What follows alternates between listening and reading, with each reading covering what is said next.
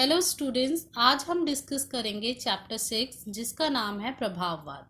प्रभाववाद का मतलब है इम्प्रेशनिज्म। प्रभाववाद कला विषयक एक ऐसा आंदोलन था जिसने प्रतिदिन के जीवन की सादगी और सरलता से प्रेरणा ली, मतलब डेली लाइफ। 1874 में इस कला समूह की पहली प्रदर्शनी, मतलब पहली एग्जीबिशन के अवसर पर किसी आलोचक क्रिटिक ने इस कला को प्रभाववाद का नाम दिया। प्रभाववाद के कलाकारों ने एक शैली अथवा आंदोलन को अपनाया जिसमें वस्तुओं पर प्रकाश, मतलब लाइट, के प्रभाव का संबंध होता है। ये कलाकार अपने कार्यस्थल से बाहर आए तथा उन्होंने खुले उन्मुक्त वातावरण में चित्रकारी प्रारंभ की। उनका प्रयास था कि शीघ्रता से वे उस प्रभाव का सृजन करें जो कुछ उन्होंने दृश्य संसार में देखा और महसूस किया। ये कलाकार प्राकृतिक दृश्यों को, जिसमें प्रकाश तथा रंगों का प्रभाव प्राय बदलता रहता है, अपनी कल्पना शक्ति से स्वतंत्रता पूर्वक तथा नैसर्गिक, मतलब प्राकृतिक रूप से अपनी कला में समेट लेना चाहते थे। प्रभाववादी कला का आगमन वर्तमान कला तथा प्राचीन कला के बीच एक बड़े विच्छेद के रूप में हुआ। मतलब वर्तमान कला और प्राचीन कला से के बीच में एक डिफरेंट रूप से, एक डिफरेंट तरीके से हुआ। अधिकांश आंदोलनों की भांति प्रभाववाद पारंपरिक तथा शास्त्रीय मानदंडों के विरुद्ध एक विद्रोह था। प्राय ऐसा जनसहयोग के आधार पर होता है। इस युग के कलाकार नदियां, तालाब, बंदरगाह, मतलब पोर्ट्स, नगरीय दृश्य तथा मानवीय स्वरूपों की प्रति बहुत आकर्षित थे। इस आंदोलन के प्रणेता कलाकारों में, मतलब प्रमुख कलाकारों में क्लॉड मोनेट, एडवर्ड मोने, ऑगस्ट रेन्यो और एडगर देगा थे। प्रभाववाद के बाद के कलाकारों में उस समय की कला में प्रभाववाद का विस्तार एवं उनकी कमियों का निषेध था। मतलब जो कलाकार प्रभाववाद इस टाइम के बाद आए, जो मॉडर्न कलाकार हैं, उनकी कला में प्रभाववाद का भी इन्फ्लुएंस मिलता है और उनकी जो कमियां थी उनको भी उन्होंने हटाया एक तरीके से। यह बात अलग है कि इस युग में कलाकार ने विविध रंगों के प्रयोगार्थ ब्रश का प्रयोग जारी रखा। तो बहुत सारे रंग यूज कर रहे थे और ब्रश को भी यूज कर रहे थे। इस युग में वास्तविक जीवन से संबंध विषयों को प्राथमिकता मिली, तथापि कलाकारों ने ज्यामितीय आकारों तथा विकृत आकारों, डिफॉर्म्ड, मतलब टेढ़ी मेढ़ी आकारों के माध्यम से अपने आंतरिक भावों को अभिव्यक्ति दी। इसमें मतलब रियल लाइफ से, जो भी रियल लाइफ की चीज़ें थी, उन चीज़ों को ज़्यादा इम्पोर्टेंस मिली प्रभाववाद में। जॉर्ज सूरा तथा उसके अनुयायियों ने बिंदु चित्रण मतलब स्ट्रिपलिंग के प्रति अपना आकर्षण दिखलाया, अर्थात छोटे छोटे रंगों के बिंदुओं के व्यवस्थित रूप से प्रयोग किए। पॉल सेजान ने चित्रकारी में परिमाण तथा आकार की अनुभूति की ओर रुझान दिखलाया। तो ये सारे जो उस टाइम के आर्टिस्ट हैं प्रभाववाद के, उनके फीचर्स बता रहे हैं कि वो क्या क्या फीचर्स यूज कर रहे थे। कोई बिंदु यूज कर रहे थे, कोई ज़्यादा आकारों की तरफ उनका रुझान था, जबकि गैगो तथा विंसेंट वॉन गॉग ने रंगों तथा ब्रश के कंपन तथा घुमाने से अपनी भावनाओं तथा मानसिकता को सशक्त अभिव्यक्ति दी। तो सबके अलग अलग कुछ तरीके थे, बट ये सारे जो आर्टिस्ट हैं वो इम्प्रेशनिज्म में ही थे, प्रभाववाद में। तो इस चैप्टर में हम 5 आर्ट वर्क डिस्कस करेंगे, जिसमें से पहला आर्ट वर्क है वाटर लिलीज। तो शीर्षक होगा वाटर लिलीज। कलाकार है क्लॉड मोने। माध्यम तैलीय रंग, मतलब ऑयल पेंट। समय 1899। शैली क्या है? प्रभाववाद। संकलन कहाँ रखा गया है? नेशनल गैलरी लंदन में। सामान्य विवरण: सभी प्रभाववादी कलाकारों में क्लॉड मोने सबसे अधिक प्रतिबद्ध तथा सहज एवं स्वाभाविक कलाकार थे। सहज मतलब सिंपल तरीके से वो अपना आर्ट वर्क कर रहे थे, जिसने प्रकृति मतलब नेचर के बदलते मिजाज को अपनी कलाकृतियों में उतारा है। उसका जन्म 14 नवंबर 1840 को पेरिस में हुआ। प्रकृति के विभिन्न प्रभावों से परिचय के लिए और फिर अपनी कला में उतारने के लिए बिना थके वे लगभग सारे जीवन यात्रा ही करते रहे। उसे आकर्षक एवं मुग्धकारी फूलों के प्राकृतिक दृश्यों के चित्रण के लिए बड़ी श्रद्धा से याद किया जाता है। तो मतलब जो क्लॉड मोने हैं वो नेचर को अपने कलाकृतियों में दिखाते थे। इन चित्रों में भूचित्र, नावों के साथ नदियां, समुद्रिक दृश्य तथा पहाड़ी किनारे दर्शनीय हैं। उसने पानी के बाग मतलब वाटर गार्डन्स के अनगिनत चित्र बनाए, जिससे उसकी महान पहचान हुई। मतलब उस चीज के लिए वो जाने जाते हैं, वाटर गार्डन्स के लिए जाने जाते हैं। वाटर लिलीज चित्रों की श्रृंखला है, श्रृंखला मतलब सीरीज है, जो 1899 से 1900 में बनी तथा जिसमें तालाब के उस पार जापानी पुल का चित्रण है।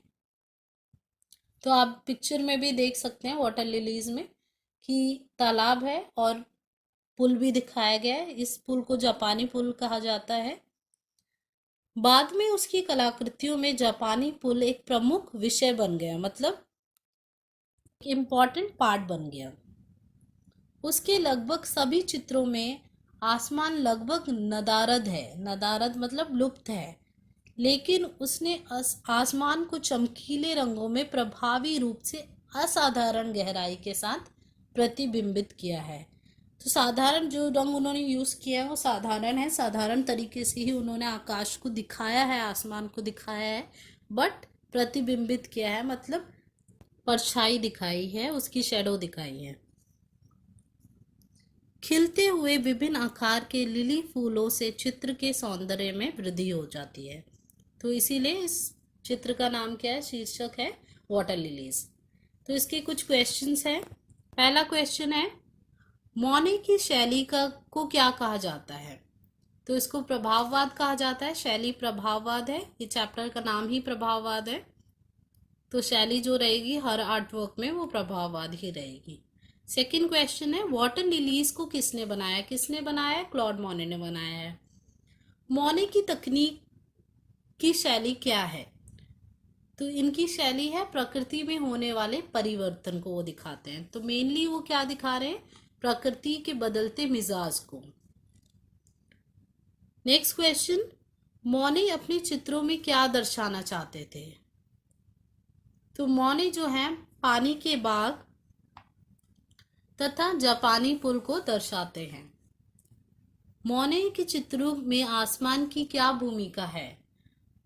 आसमान जो है लगभग नदारद है, नदारद मतलब लुप्त है, तो लगभग अविद्यमान है।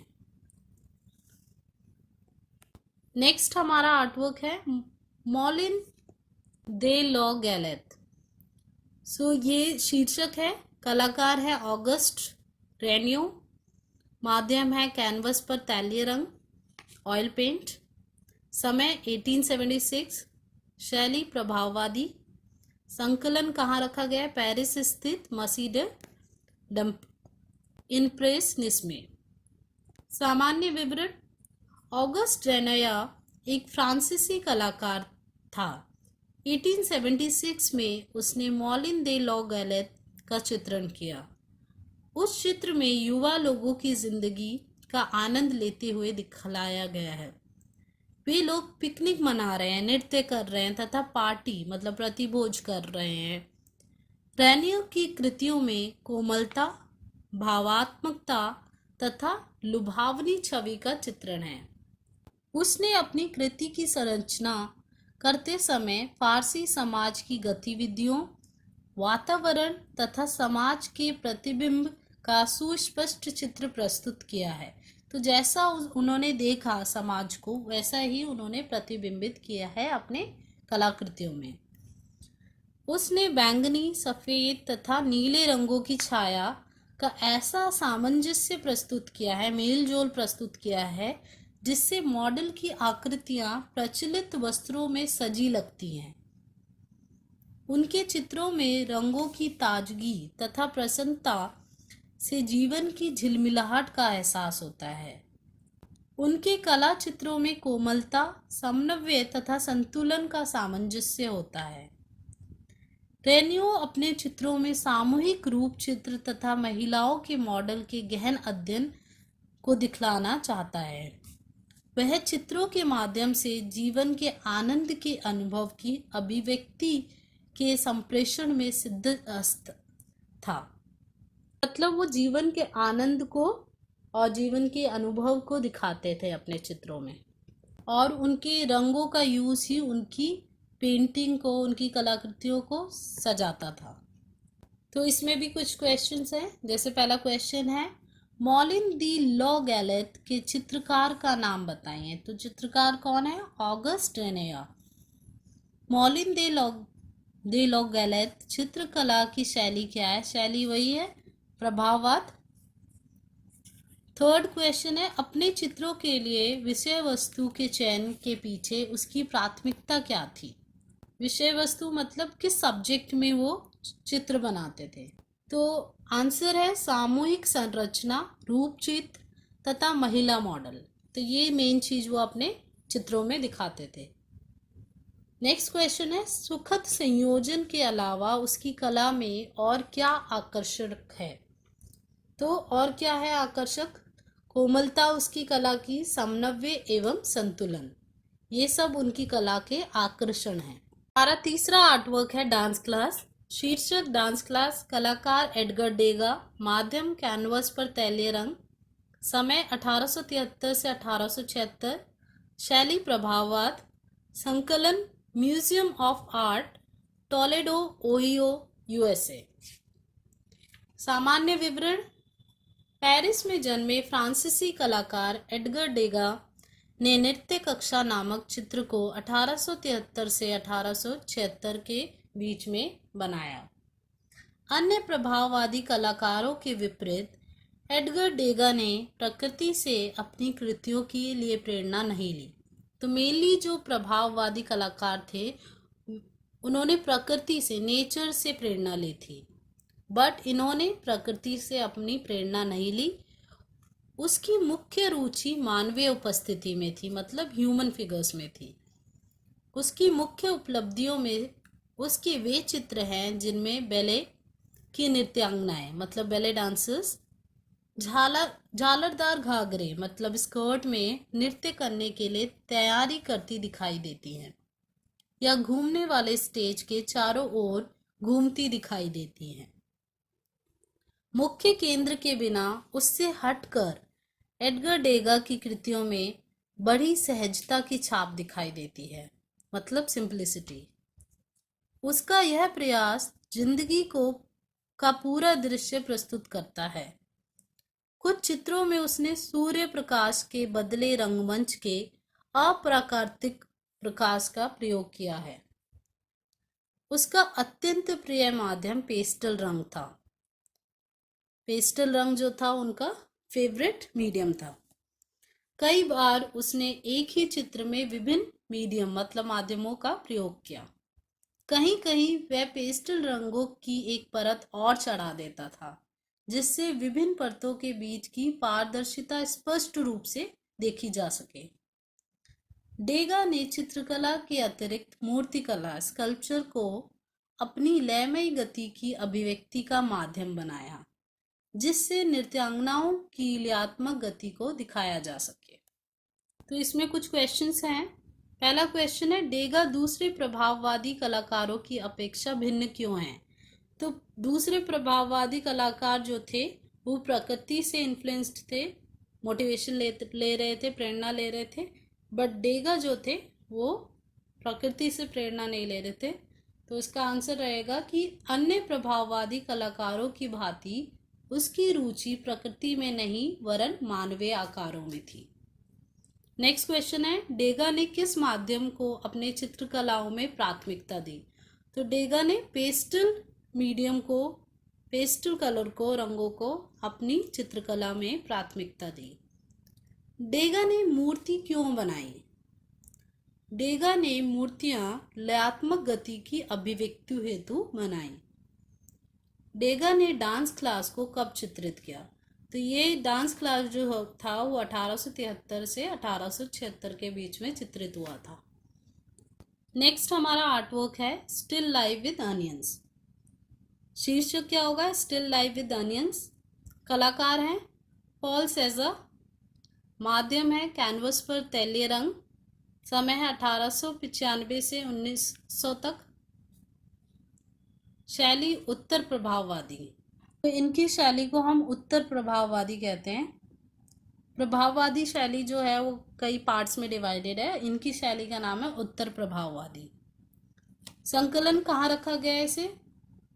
मसीदी और से पेरिस। सामान्य विवरण। पॉल सेज़र उत्तर प्रभाववादी युग का कलाकार था जिसने अपनी अभिव्यक्ति के लिए नए साधनों की खोज की थी। उसके चित्रों में प्राकृतिक आकारों की सरलता एवं सहजता दिखाई देती है। तो उन्होंने भी नेचर से अपनी प्रेरणा ली। उसके अनुसार प्रकृति में प्रत्येक वस्तु को ज्यामितीय आकार के ठोस आकार जैसे शंकु मतलब त्रिभुज, सिलेंडर तथा घन मतलब क्यूब के रूप में बदले जा सकते हैं। तो उनके अकॉर्डिंग जो हमारे प्रकृति में सारी चीज़ें वस्तुएं हैं, जो हमारे आसपास सारी वस्तुएं हैं, उनको हम ज्यामितीय मतलब ज्योमेट्रिकल शेप्स दे सकते हैं। वह सभी पहचाने जाने वाले मतलब जो जिनको हम पहचानते हैं परिचित एवं वास्तविक आकारों को संरचनात्मक ढांचों में बदल देना चाहता था। उसे अमूर्त मतलब एब्स्ट्रैक्ट चित्रकला को प्रारंभ करने वाले कलाकार के रूप में जाना जाता है। इसी कला से बाद में घनवाद का प्रारंभ हुआ। घनवाद मतलब क्यूबिज्म, इसीलिए उसे घनवाद का जनक मतलब फादर ऑफ क्यूबिज्म कहा जाता है। चाहे उसके चित्रों में जड़ पदार्थों का चित्रण हो या प्राकृतिक का रूप चित्र हो या साधारण परिचित लोगों के चित्र हो, हर एक चित्र में उसके चुने हुए विषय में गहन अध्ययन का प्रमाण मिलता है। मतलब उसकी डिटेल स्टडी देखने को मिलती है। उसके चित्र स्टिल लाइव विद ऑनियंस में एक जैसे रंगों के भिन्न भिन्न रंग सामंजस्य से किसी वस्तु में प्रकाश और छाया लाइट एंड शेडो को नए अर्थ देकर विभिन्न स्वरूपों को चित्रित किया है। रंगों के आंतरिक संबंधों को दर्शाने के लिए उसने साधारण रंगीन स्पर्श का प्रयोग किया है। उसकी कलाकृतियों में सही सीधे तथा समतल स्तर पर त्रिविमीय आकारों का सुंदर विन्यास है, सुंदर सजावट है। मतलब डिफरेंट आकार उन्होंने ज्योमेट्रिकल शेप्स यूज़ किए हैं और जो कलर्स उन्होंने यूज़ किए हैं वो लाइट एंड शेडो के रूप में यूज़ किया है। लाल और पीले रंगों से प्रकाश में कंपन पैदा की गई। इसी प्रकार नीले तथा सफ़ेद रंगों के कपड़ों की पर्याप्त संख्या से हवा तथा अंतरिक्ष का आभास कराया गया है। तो मतलब जो उनके आसपास की चीज़ें हैं उनसे वो अलग चीज़ों का आभास करा रहे हैं कलर के माध्यम से।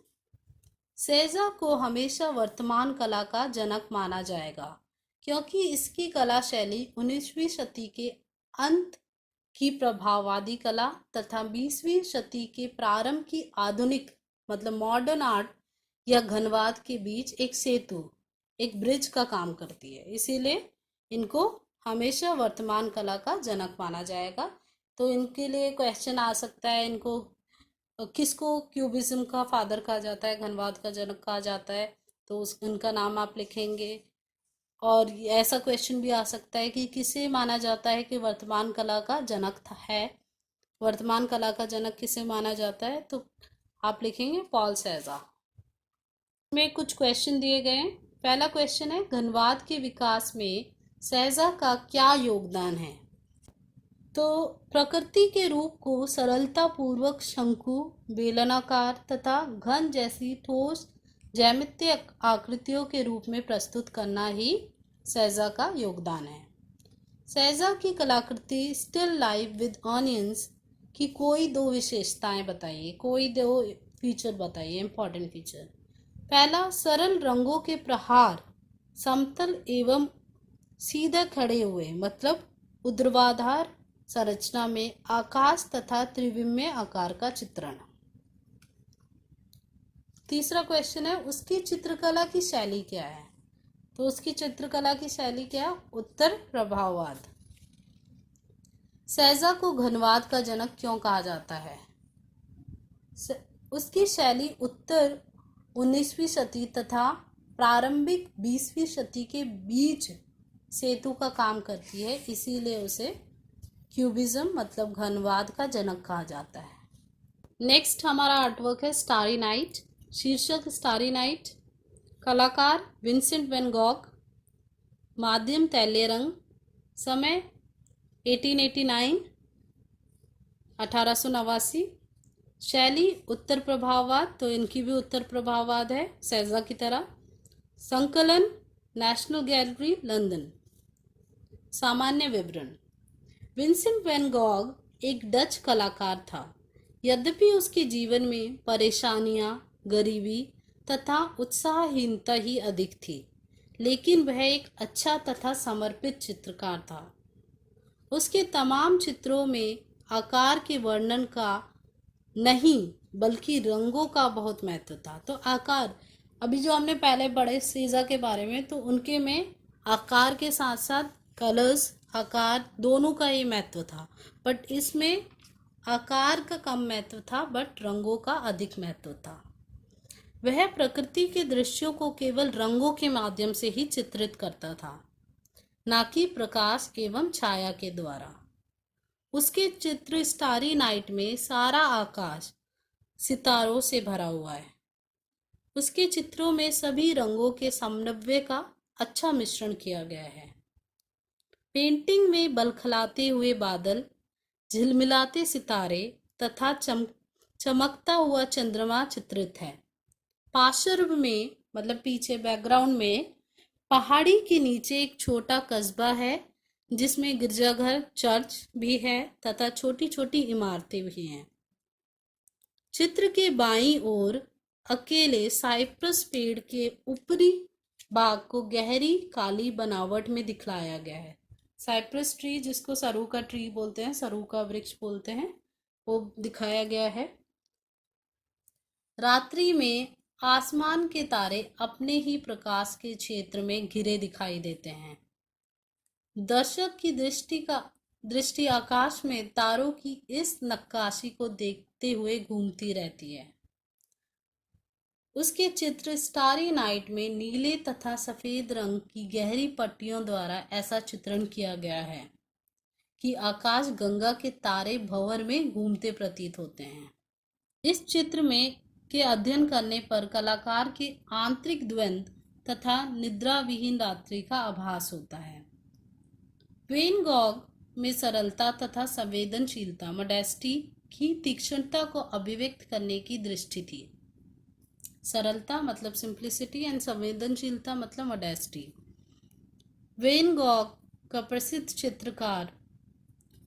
चित्रकार बनाने में उनकी अन्य कृतियां जैसे सूर्यमुखी फूल, sunflower, potato eater, wheat field, cypresses, ये सारे उनके कृतियां हैं, कलाकृतियां हैं जिन्होंने बड़ा योगदान दिया उनको एक प्रसिद्ध चित्रकार बनाने में। उसके अपने चित्र तथा निजी सोने के कमरे के चित्र का भी उसकी चित्रकला में बड़ा योगदान है।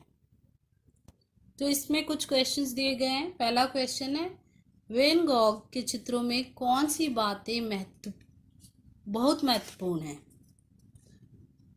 आंसर है, सबसे ज्यादा महत्वपूर्ण क्या है उनके चित्रों में? उनके रंग, तो रंग। सेकंड क्वेश्चन है, वह किस देश का निवासी था? तो वह जो थे, तो वे हॉलैंड, नीदरलैंड्स मतलब यूरोप का जो एक कंट्री है नीदरलैंड्स, वहाँ के निवासी थे।